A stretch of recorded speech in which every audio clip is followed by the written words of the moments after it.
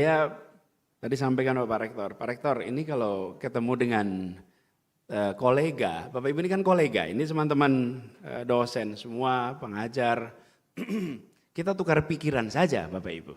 Tukar pikiran artinya saling, dan ini sulit ditemukan, biasanya dalam bahasa Inggris menggunakan istilah diskusi, tapi rasanya lebih tepat pakai bahasa Indonesia, karena bahasa Indonesia itu istilahnya tukar pikiran, dan tukar pikiran itu beda maknanya, karena dalam tukar pikiran ada pesan kesetaraan, ada pesan sama-sama membawa muatan, sama-sama bawa pengalaman, sama-sama bawa pengetahuan lalu dipertukarkan. Dan harapannya pertukaran pikiran itu menghadirkan terobosan. Nah, yang takut dengan pertukaran pikiran biasanya memang tidak bawa muatan, Bapak Ibu. Ya, jadi kalau menghindari pertukaran pikiran, nah kita sama-sama di dunia kampus itu pasti mencari forum untuk ada pertukaran pikiran. Jadi debat di dalam konteks ini selalu positif dan lawan bicara itu selalu disukai. Di tempat lain lawan bicara tidak disukai Bapak Ibu. Tapi kalau di kampus lawan bicara itu disukai. Karena lawan bicara adalah teman berpikir. Lawan debat adalah teman berpikir. Jadi dalam kesempatan ini saya ingin menggunakan untuk bisa saling tukar pikiran. Tetapi ada beberapa gagasan awal Bapak sekalian yang barangkali menarik untuk kita renungkan sama-sama. Apa itu Bapak sekalian? Kita berada di dalam sebuah era abad 21. Dan di abad 21 ini terjadi perubahan yang kecepatannya luar biasa. Kecepatan luar biasa. Akibat kecepatan luar biasa, tantangan kita yang berada di institusi pendidikan, apapun jenjangnya, adalah bagaimana kita bisa mengikuti perubahan kecepatan itu. Nah, sementara di sisi lain kita berhadapan dengan kenyataan tuntutan-tuntutan administrasi, tuntutan-tuntutan birokrasi, yang membuat sebagian dari waktu yang kita berikan itu tersita, bukan hanya untuk proses belajar mengajar saja, tapi memastikan memenuhi ketentuan-ketentuan ABCDFG. Dan ini bisa menjadi tantangan bagi kita. Karena itu dalam kesempatan ini Bapak sekalian, saya ingin barangkali menggarisbawahi sesuatu yang sudah sering kita dengar dan ucapkan sama bicarakan. Bahwa semua kita di era ini harus menjadi pembelajar, harus menjadi learner. Itu menurut saya salah satu karakter utama yang justru harus dimiliki oleh kita yang berstatus sebagai dosen. Sampai hari ini saya masih memegang NIDN Bapak Ibu. Sama, saya juga punya nomor induk dosen nasional. Belum ganti kan namanya? Belum ganti. Jadi saya masih menganut, masih pegang itu. Kita sama-sama dosen, jadi kita berdiskusi sebagai sama dosen ini. Nah, kita punya tanggung jawab untuk menjadi learner. Nah, learner ini, Bapak sekalian, tidak terlalu rumit ketika diartikan sebagai pembelajar untuk mengetahui sesuatu yang baru. Tapi learner ini menjadi lebih rumit ketika diartikan sebagai unlearning. To learn itu kita mau dan mudah, tapi to unlearn itu membutuhkan lebih dari sekedar pikiran tapi hati, lebih dari sekedar kemauan untuk memperbaharui, tapi juga kemauan untuk mengganti. Nah, ini yang sering menjadi kendala di kita, bahwa learning itu memasukkan unsur di dalamnya adalah unlearning. Nah, unlearning ini Bapak sekalian yang di kita mungkin jadi PR. Kenapa? Karena ada kemajuan teknologi yang luar biasa. Kemajuan yang luar biasa itu membuat kita dipaksa untuk mau melepaskan, mau melupakan, mau meninggalkan pengetahuan, kebiasaan, pemahaman lama yang sudah tidak relevan. Nah, di sini yang menantang Bapak Ibu sekalian. Ini yang sering menantang. Dan bagi sebagian dari kita, unlearning itu artinya mengakui. Dan itu tantangan tersendiri. Jadi ini satu aspek Bapak Ibu sekalian yang saya ingin sampaikan dalam kesempatan ini. Kayak kita di kampus harus cepat-cepat melakukan ini. Yang kedua, dengan kemajuan teknologi, khususnya informasi, digital, ada pasangan pendamping bagi siapapun yang mau belajar, yang punya kapasitas berpikir luar biasa cepat. Kita semua mengenal namanya artificial intelligence. Ini pertanyaan Bapak Ibu, bisakah dosen diganti teknologi Bapak Ibu?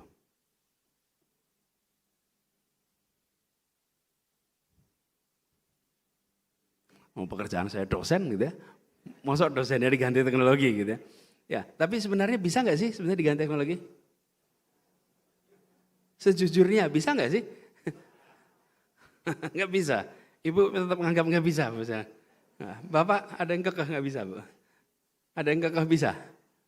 Ada. Kalau pertanyaannya diubah, dosen seperti apa yang bisa diganti teknologi? Langsung ketemu ya Bapak ya.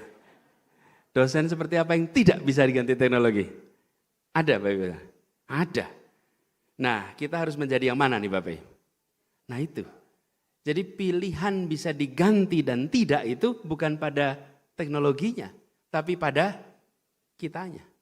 Bila PowerPoint kita 10 tahun nggak pernah berubah Bapak Ibu. Betul? Bila catatan kuliah kita tidak pernah berubah, itu bisa diganti. Mudah sekali. Bila kita yang diajarkan repetitif, mekanistik, itu udahlah. Cepat sekali pengganti teknologi. Tapi bila kita selalu memperbaharui, bila kita selalu membawa kebaharuan, selalu membawa inspirasi, maka teknologi apapun tidak akan pernah bisa menggantikan dosen itu. Nah ini Bapak sekalian, yang PR kita nih sekarang. Kita masuk kategori yang mana di sini? Kita masuk kategori yang mana di sini? Nah, kita harus jawab. Dan jawaban itu terletak pada respon dari generasi baru kita. Jadi Bapak sekalian ini yang kedua nih, kita masuk yang mana? Lalu yang ketiga Bapak sekalian, kita berada di dalam era ketersambungan global yang luar biasa. Luar biasa. Ketika anak-anak kita 20-30 tahun yang akan datang, mulai masa pengabdian, kematangan, maka mereka akan beroperasi di Asia Tenggara, di Asia, dan di dunia.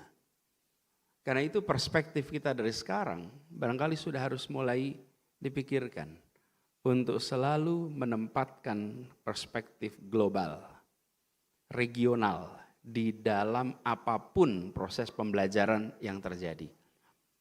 Kampus-kampus, apalagi di Bandung Bapak Ibu, kampus-kampus di Bandung ini memiliki keunikan yang beda sekali dengan kampus-kampus tempat lain. Di sini ekosistem pendidikannya sudah memiliki waktu pengembangan yang amat panjang. Di dalam institusi pendidikan Bapak Ibu sekalian, yang sangat sulit digantikan itu bukan ranking di jurnal, bukan. Yang paling sulit digantikan adalah masa hidup dari institusi itu. Itu yang sulit digantikan, Bapak sekalian. Jadi kalau Bapak Ibu lihat perguruan tinggi terlama di dunia, bukan tertua ya, banyak yang tertua udah nggak eksis lagi. Jadi kita gunakan yang terlama. Terlama itu sudah ada sampai sekarang masih hidup.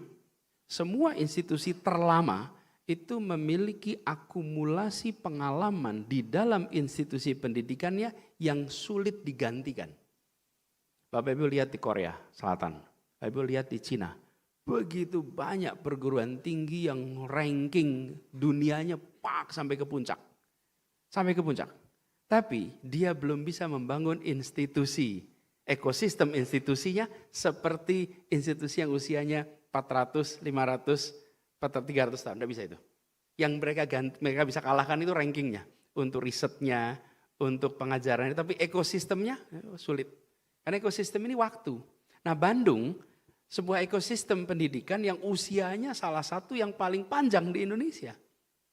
Bahkan di Asia Tenggara salah satu yang paling panjang, Bandung. Sehingga ekosistem ini harus dimanfaatkan sebaik-baiknya untuk bagaimana membaca zaman baru yang akan datang. Karena kita semuanya global, Bapak Ibu. Dan kalau semuanya global itu artinya tema yang dibahas bukan saja tema yang sedang relevan dengan Bandung, bukan saja relevan dengan Indonesia, tapi relevan dengan regional, dengan dunia. Nah, pengayaan ini Bapak Ibu sekalian dibutuhkannya sekarang. Supaya perspektif anak-anak kita di masa yang akan datang adalah perspektif regional dan dunia. Ini Bapak Ibu sekalian kita butuhkan supaya anak kita menjadi pemenang. Sementara di tangga-tangga lain, mereka melakukan itu. Kalau Bapak Ibu lihat ke tetangga kita, semua menengok ke Indonesia. Karena Indonesia ini gede betul. Sebagai tetangga kita itu tetangga yang sangat besar. Singapura memandang begitu, Thailand memandang begitu, Malaysia memandang begitu. Mereka tahu bahwa untuk tumbuh besar mereka harus kolaborasi dengan Indonesia. Dan mereka harus mengetahui apa yang terjadi di Indonesia. Nah, kita karena besar seringkali tidak sadar bahwa kita juga harus segera menjadi yang punya wilayah Asia Tenggara. Yang mewarnai Asia Tenggara, yang mewarnai Asia. Ini Bapak sekalian membutuhkan materi-materi di perkuliahan kita yang memasukkan percontohan, memasukkan tema-tema yang kaitannya dengan global. Jangan hanya yang berada di bidang studi internasional. Tapi yang non-internasional juga harus memasukkan aspek global ini. Supaya muncul kesadaran itu. Nah, ini membutuhkan dari siapa? Dari dosennya. Nggak bisa mulai dari mahasiswanya, justru dari dosennya. Nah, ini PR kita. Tadi yang pertama, menjadi pembelajar.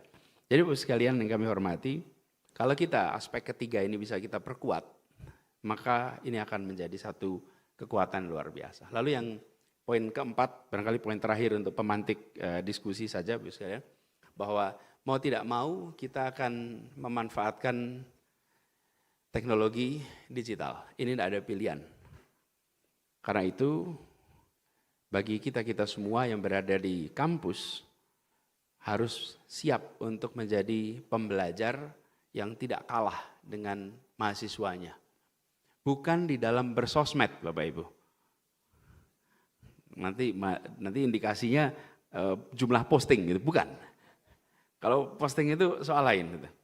Tetapi bagaimana memanfaatkan teknologi digital di dalam satu penyusunan materi-materi kuliah, di dalam penyusunan riset, di dalam memantik mahasiswa untuk pemanfaatan teknologi digital. Contoh-contohnya. Nah, mau tidak mau harus mulainya dari kita. Kalau itu kita lakukan, keempat itu, mudah-mudahan kita akan punya bekal di dalam memenangkan generasi kita ke depan. Apalagi Unisba. Unisba ini kampus perjuangan, didirikan dengan niat perjuangan. Ketika tadi diingatkan oleh Pak Rektor tahun 58, ketika ini dimulai, semua memandang ini bukan sekedar kampus untuk menghasilkan sarjana. Ini kampus untuk menghasilkan pejuang. Pejuang, pembelajar, apalagi? 3 ya? Pembaharu. Jadi semangat itu tidak boleh hilang di dalam situasi sekarang ke depan. Kalau kita lihat umat Islam secara umum sering gagal bukan karena tidak mampu. Umat Islam sering gagal karena tidak membaca perubahan zaman. Dan ketika perubahan zaman terjadi, lalu kita terlambat di dalam mengantisipasi. Setelah terlambat, biasanya kalah. Kalau kalah seringnya marah. Ya, marah kalau punya dalil, diungkapkan melalui dalil Bapak Ibu. Tapi mulainya dari mana? Kekalahan. Karena itulah jangan sampai kalah dulu. Nah, untuk itu kita harus segera maju. Kami menyaksikan sekalian institusi-institusi berkembang di berbagai negara dengan semangat untuk memperbaharui ini. Kalau mau lihat contoh, saya rasa yang paling menarik adalah Jepang, yang kedua adalah Korea Selatan. Ini dua negara yang serius mengejar ketertinggalan dengan serius memperbaiki institusi pendidikan. Dan Jepang melakukan itu dalam waktu sekitar 50 tahun, mereka bisa menyamai yang terjadi di Eropa Barat. Korea dalam waktu 60 tahun menyamai 350 tahun di negara-negara barat. Jadi ini harus kita seriusi kerjakan di sini. PR-nya banyak Bapak Ibu sekalian. Saya rasa yang harus kita lakukan. Ini baru ngomong di kampus Bapak Ibu. Kalau ngomong Indonesia lebih banyak lagi tantangannya. Tapi nanti aja forum Indonesianya. Tapi ini kita ngomong di kampus saja dulu.